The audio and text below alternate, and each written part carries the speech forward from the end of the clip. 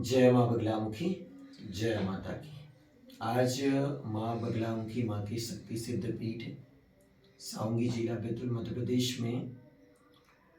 माँ बगलामुखी पीठ सावंगी से ही दीक्षित मेरे सानिध्य में माँ बगलामुखी माँ की साधना कर रही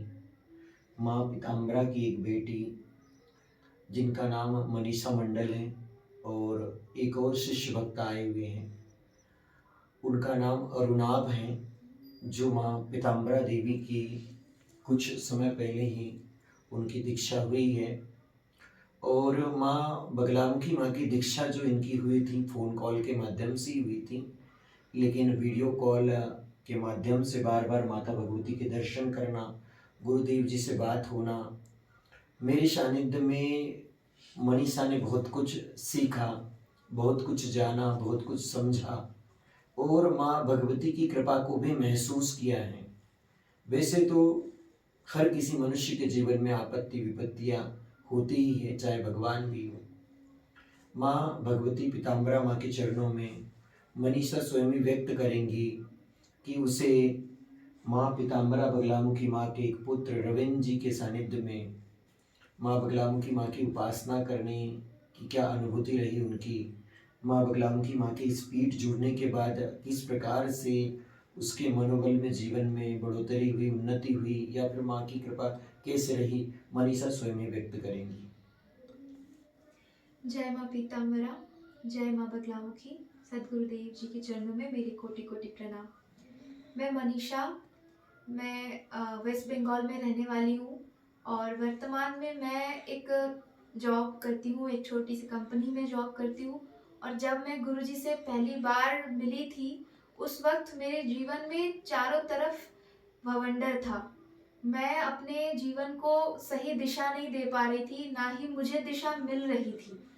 तो मैंने माँ से मन ही मन प्रार्थना करी थी कि मुझे एक ऐसा रास्ता दिखाइए और एक ऐसे गुरु के सानिध्य में लेके जाइए ताकि मुझे संपूर्ण ज्ञान की प्राप्ति हो। ऐसा जब मैंने माँ से मन ही मन प्रार्थना करी थी और 3 दिन हुआ था मुझे, मैं माँ के चरणों में ऐसे प्रार्थना रखी थी और 3 दिन बाद मैं यूट्यूब के माध्यम से ही गुरुजी का पहला एक वीडियो मेरे सामने अचानक से आते हैं और वो वीडियो मैं देखती हूँ और देख के मुझे माता रानी की दर्शन होती है। और साथ में गुरुजी का जो समझाने के तरीके हैं, वो जिस तरीके से दीक्षा देते हैं और वो जिस तरीके से माँ के महत्वों को जो बखान करते हैं, उनका जो बखान करने की जो पद्धति है, और उस तरीके से जब मैंने सब कुछ चीज़ें जब धीरे-धीरे एक के बाद एक वीडियो देखी और देखते-देखते मैंने उनको कॉल भी लगा लिया कि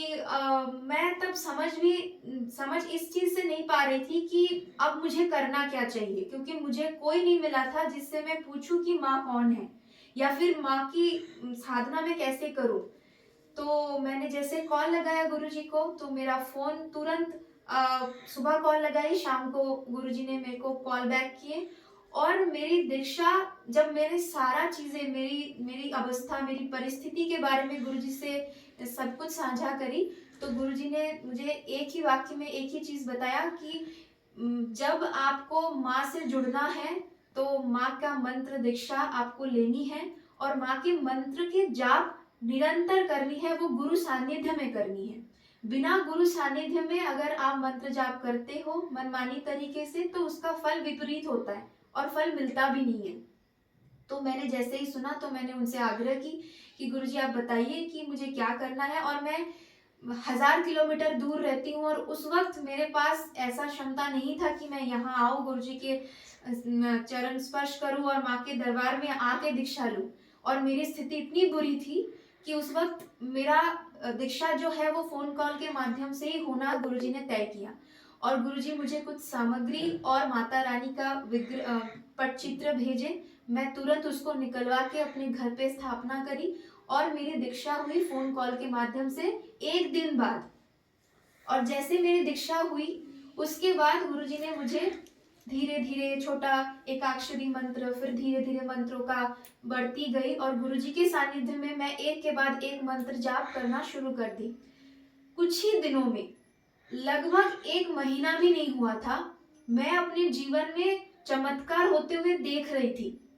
मैं हर एक छोटी-छोटी चीज़ गुरुजी से साझा करती थी कि आज अगर छोटी-सी चीज़ भी मेरे लिए अच्छा हुआ है, तो वो भी मैं गुरुजी से साझा करती थी कि गुरुजी आज ये हुआ है। तो गुरुजी मुझे बहुत आस्था का वो जगह है कि उन्होंने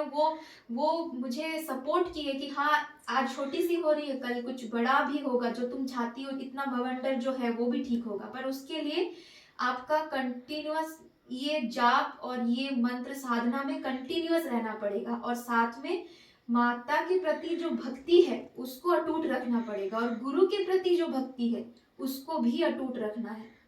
तो ऐसा करते करते आज लगभग 1 साल हो गया और 1 साल कई महीने बाद मैं यहाँ आने की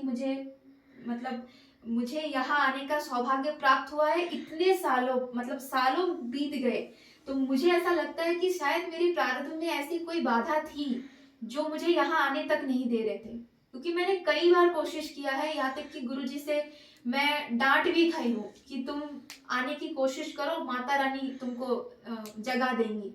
और इस यहाँ आने के लिए भी कल भी मेरे साथ इतना कुछ हुआ है और वो सब कुछ धीरे धीरे हम आगे किसी वीडियो में व्यक्त करेंगे। पर सबसे गुरुजी को धन्यवाद करना तो मेरे लिए बहुत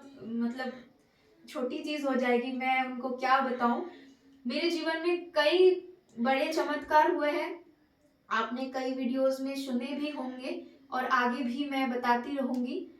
तो गुरुजी, आपके चरणों में मेरे कोटि कोटि प्रणाम, मेरे जीवन को इस तरीके से बदलने के लिए और साथ में मेरे पूरे परिवार के हर एक सदस्य को आज फोन कॉल के माध्यम से दीक्षा हुई है और ये मेरे भाई है छोटे, इसका भी बहुत दिनों बाद हुआ है, दीक्षा हुई है और आज ये भी आया है यहाँ पे गुरुजी के सानिध्य में उनके आशीर्वाद लेने के लिए। इसके